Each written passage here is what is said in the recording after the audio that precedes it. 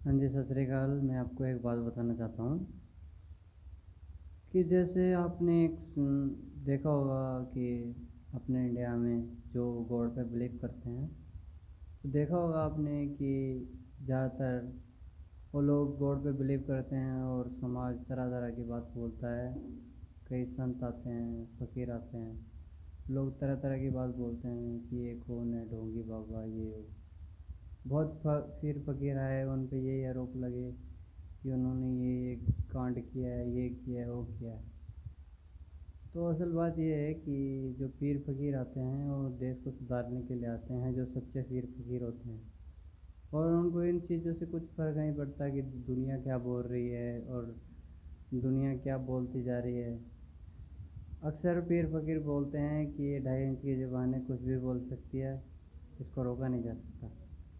तो जाहिर सी बात है कि जो गुरु होते हैं वो अपनी लाइफ के इम्पोर्टेंट एक तरह के हीरो होते हैं, जो हर चीज़ को देखते हैं, देश में क्या चल रहा है, समाज में क्या चल रहा है। उनकी एक ही मकसद होता है उनका, देश से बुराइयां हटाना, इस सृष्टि को जन्नत बनाना, स्वर्ग बनाना। और ये इसी काम का बीड़ा उठाने के लिए वो भगवान के रूप से संत का रूप ले लेते हैं। आपने जाहिर सी बात है, आपने एक बात नोट नहीं करी होगी कभी भी कि ज़्यादातर पीर फकीर ये कहते हैं कि हम गुरु हैं, हम कोई भगवान नहीं हैं, हम आप हम खाकसार हैं, हम आपकी जूती में बैठने को तैयार हैं। ऐसे कई पीर फकीर आए हैं जिन्होंने दावा किया है कि हम कोई गुरु नहीं, हम कोई भगवान नहीं है। तो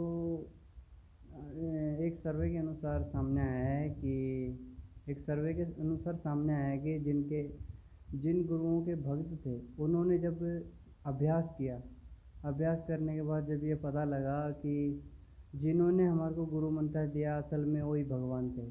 और जो कहते हैं ना, जो सच्चे गुरु होते हैं और जो कहते हैं हम गुरु नहीं हैं, असल में वो इस पूरी त्रिलोकियों के भगवान निकलते हैं। तो जाहिर सी बात है कि कैसा व्यवहार किया जा रहा है अपने हिंदुस्तान में या बाहर। तो जाहिर सी बात है कि जो सच्चे संत होते हैं उनको कैसा दुख तकलीफ उठानी पड़ती है, जैसे कि आप प्रेजेंट समय में देख सकते हैं। जी, मैं बात कर रहा हूँ, जो जो भी सच्चे पीर फकीर आते हैं उनके ऊपर तरह तरह के इल्ज़ाम लगते हैं और तरह तरह की बातें होती हैं।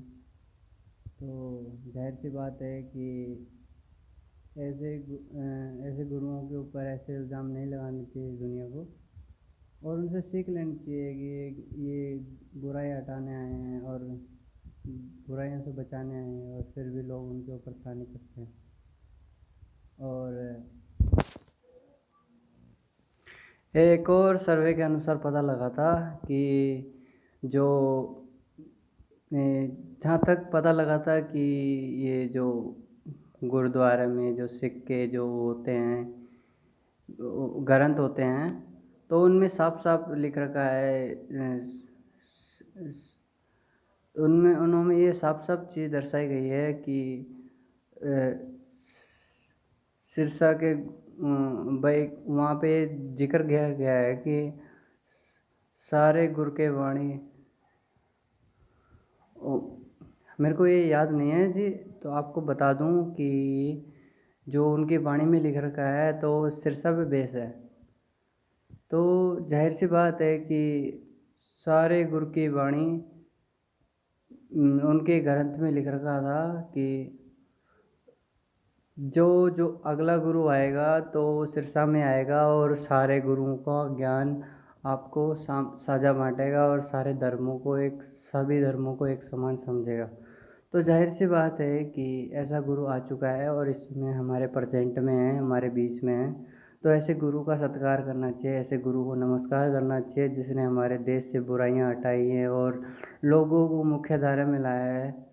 तो जाहिर सी बात है कि आप देख सकते हैं कि जो दुनिया होती है, ये आप ये कैसे थिंकिंग लगा सकते हैं कि मीडिया ने, आप अगर आपका विश्वास अगर अपने गुरु के प्रति है तो आप ये कैसे सोच सकते हैं कि हमारा गुरु ऐसा है ऐसा है, तो जाहिर सी बात है कि ऐसे गुरुओं के साथ करना नहीं चाहिए। तो सलाम ऐसे गुरुओं को, और ऐसे गुरुओं को छुड़ाने की पूरी कोशिश करनी चाहिए। धन्यवाद। जय हिंद, जय भारत।